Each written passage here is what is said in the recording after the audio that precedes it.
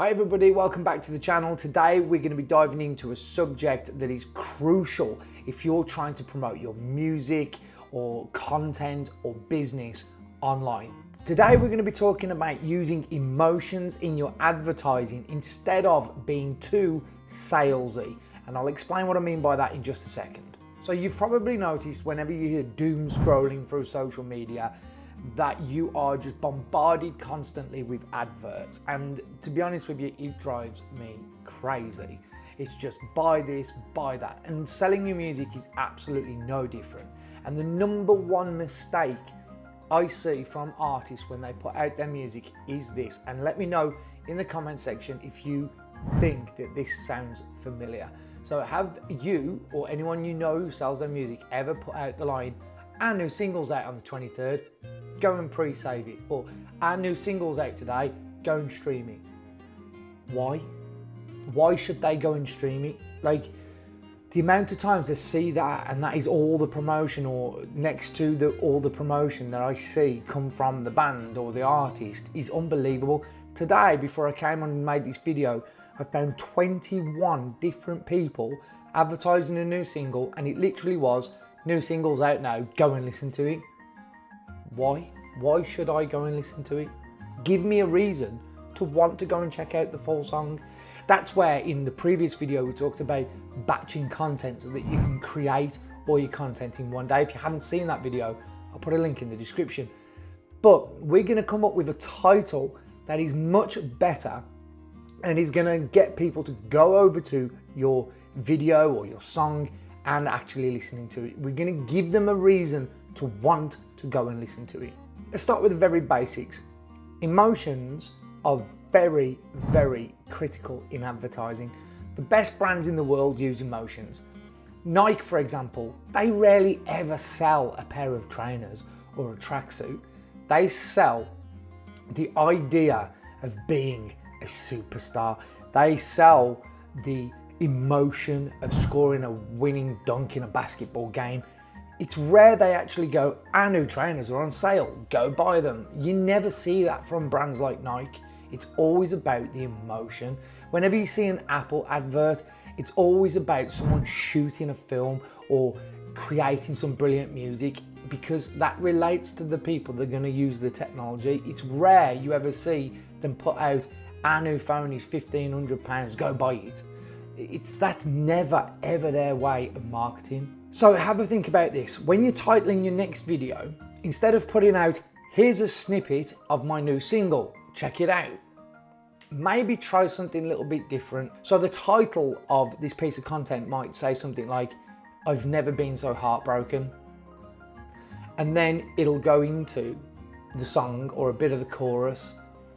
Now, if I see an artist that's putting out music and I can see that it's a music video or there's a piece of content that's auto played, and I read the title, "I've never been so heartbroken," there's more chance that I'm going to relate to that, especially if I've just come out of a relationship or maybe something bad has happened in the past.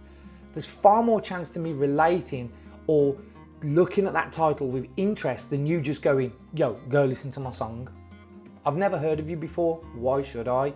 But if you put something like, "Never been so heartbroken," or "This person left me in a mess," or XY, whatever the song is about, use an excerpt from the song and use that as the title. There's far more chance that I'm going to be that little bit more engaged with it, enough to click on it and then eventually listen to it. So my band, The Soul Revival, had a song come out not long ago called "Heart So Hollow." And when we did all the advertising for this, we explained to people that the song was about losing a loved one. In particular, this song was about losing a friend, and this was our song to remember that person by. We then also asked people to get involved by sending pictures of their loved ones in, that we could maybe include in the music video. And it is no surprise at all that that is by far our best performing song to date and music video. Because what we did was we've tapped into the emotion of the song and then related it to something that everyone in the world can relate to, losing a loved one. When your music evokes a feeling, whether it's anger, fear, sadness, happiness, Any of those emotions, if you can evoke that from the person who's about to click on the thumbnail or on your piece of content, you're going to do a far better job of engaging with people. You're going to get a far better job of people commenting, liking, sharing.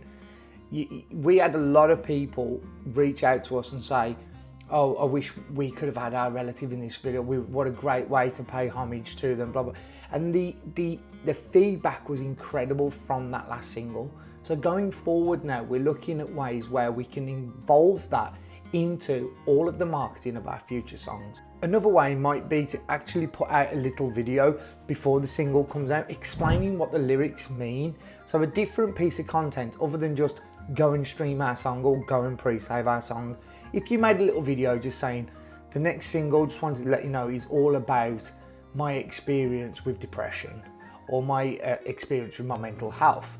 Now, if that's something that you've genuinely been through and you talk about it in your little vlog style video like this one right now, then people listening to that story are going to be more inclined to pre-save the song or go and listen to the song when the song is released. And don't forget to use the correct message to depict the particular song. So if the song is all about energy and being all hyped up, then do something in your content that is hyped. Do something and give it a title that relates to the feeling that that song is going to give your viewers.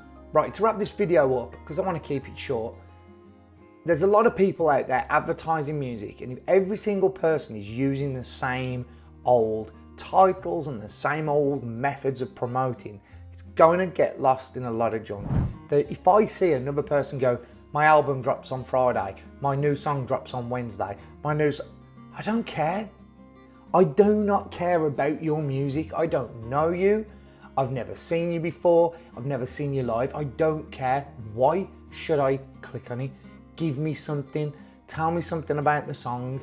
Tell me something about the content, or give me something that's clickable, something that is going to evoke me into wanting to click on it to go and check it out. If you do that, I promise you, it will be a game changer for all of your future songs that you release. It's a far, far better way of advertising, because you're kind of advertising without advertising, if that makes sense. You know that you're advertising the song, but they're just watching a story being told.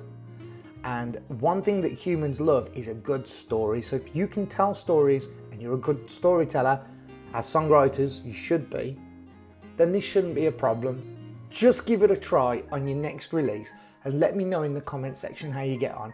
Let me know if this is something you've tried before and had success with, and let me know if you're going to give it a go. Right, thank you very much for watching this video.